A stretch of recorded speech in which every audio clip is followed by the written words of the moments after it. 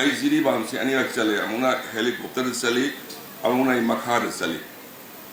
pung taru muk sangi makha da chali makha da hale jiri bam da kuki ai koi gi lebak sida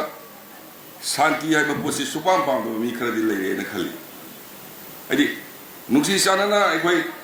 dimapur lambi pharo ke sakatoba karbu bi sakatoba ukul sakatoba sida yesen ba irang pagraga di sentan ba yararoi na khanba mi khara di leire na khali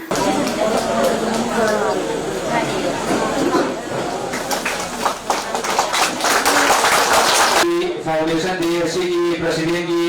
फफम लांगा लेकिन बीरोरा doctor सरस शांति को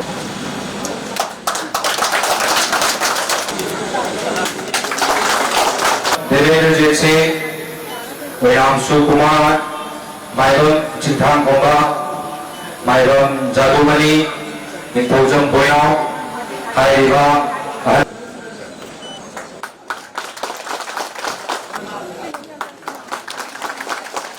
खायगी आईगी political career नुंगाईगी मतम सी आईना speaker होई बदु सही के बदा नुमित्रा मंगानी अनि रखक सेशन फमगा अतैगी मतम दुदी संगमुनिना साइकिल म थौर कोच चलगा केंद्र से कमाई तौरिगे ना येंगहुवा मयाम लेतना उनरगा अवारपा हंगनबगी मतम फंगिब मतम दो अदो अमुखना हलकिद्राय खल्ली लेबाक्सी लैब मतम अमगी शांति की पाउजेल पीबगा लोनना शांति पुरनवा कम्युनिटी मयामसी नुसीना तिननबा होनबा मतंगी अदुगुंबा सीएम उरुबसी होय सोना पेरको पुंगमनी अदु आई दायित्व ने खलगा इन हरावना लौब तारगसु हदि हेक नोंगानबगा कोई थोइबा इरांग सिंसिना वाकल से डेवलपमेंट की वाकन बाउ हेक खनबा ngam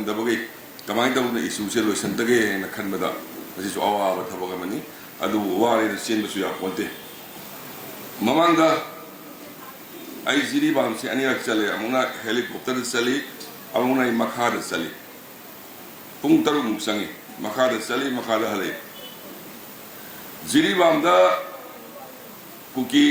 पाइते मार मैते पुन्ना आइगा लोइना चाक चामिने अदुगा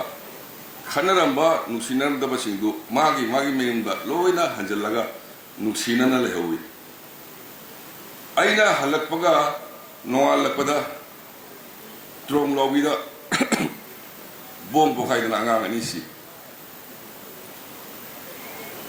ममा तो सोई आइदि इखंग खंगौदना आइना चलुबा हलकपा शांति खर पोरपा सोमदा थाम चाउन इरांग अदुम होई मरमदि प्रजासु प्रजा की साउंड मसी सरकार दो उंजन बनतोना अतई उपाय लेतबनिना अदुम उंजली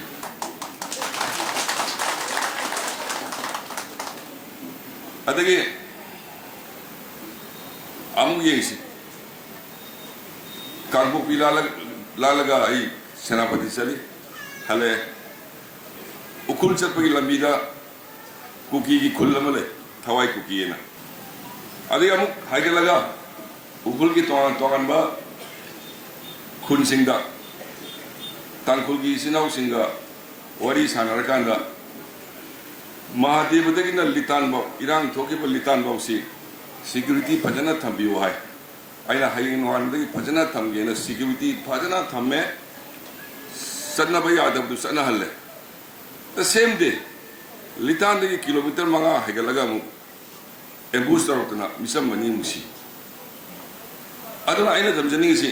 एज ए होल अखोगी लेबाक्सिदा शांति है पोसी सुपाम पाम मी खरदी लेरे न खली अदि नुक्सी सानना अखोई दिमापुर लंबी फारो के सकतोबा कार्बु बि सकतोबा उकुल सकतोबा सिदा येसन बा इरांग फाग्रगा दि सेंतान बा याररोय न खनबा मी खरदी लेरे न खली अदुना मसी तबना थेंगनरगा खंगोगिनबा अमदि मसी खंगना चटपगी मतमदु तंजादुनेना लौजे